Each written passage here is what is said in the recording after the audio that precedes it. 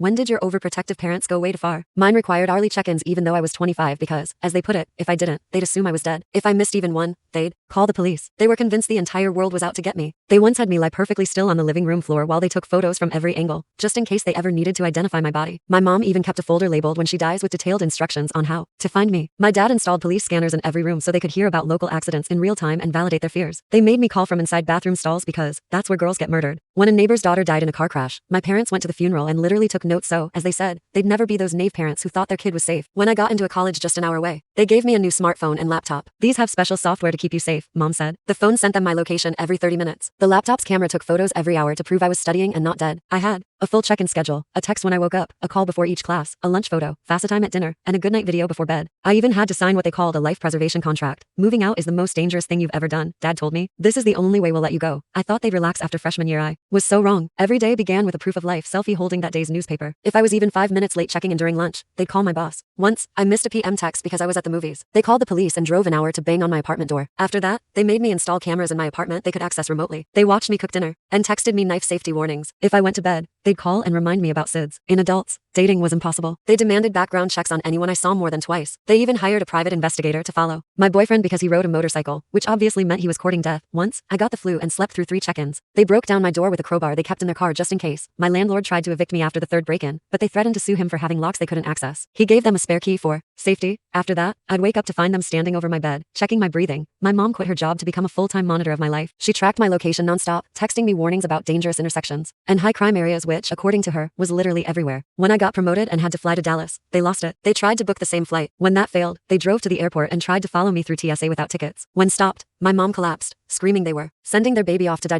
So I did the unthinkable. I turned off my phone and went to Dallas. For 5 glorious days, I sent no check-ins, no texts, no photos. I ate dinner unwatched. I slept without documenting my breathing. When I got back, I threw away the tracked phone and told them I was done living like a prisoner. You're killing us with worry, they said. I told them that was their choice. That's when they truly went off the rails. They reported me missing in 5 states, sued my employer, claiming I was being held against my will, faked medical emergencies so hospitals would call me. My mom called from different numbers sobbing that Dad had a heart attack. I'd rush over only to find them both perfectly fine, demanding I move back home. They broke into my new apartment and installed hidden cameras. When I found them and changed the locks, they convinced my elderly neighbor I was suicidal so she'd let them in for welfare checks. They left notes like, checked your breathing while you were recklessly sleeping on your own. But even that wasn't enough. They filed for conservatorship, claimed I was mentally incompetent. In court, they presented thousands of pages of evidence, every check-in I'd ever sent, charts tracking when I'd gone dark, even testimony from their therapist, saying losing contact triggered their trauma. They told the judge that adults who don't text their parents hourly are either dead or disturbed. The judge looked at the surveillance footage, the break-in reports, their harassment of my employer. He denied the conservatorship, granted me a restraining order, and recommended they seek psychiatric help, but they still drive by my apartment every day, counting the hours since they last got proof of life.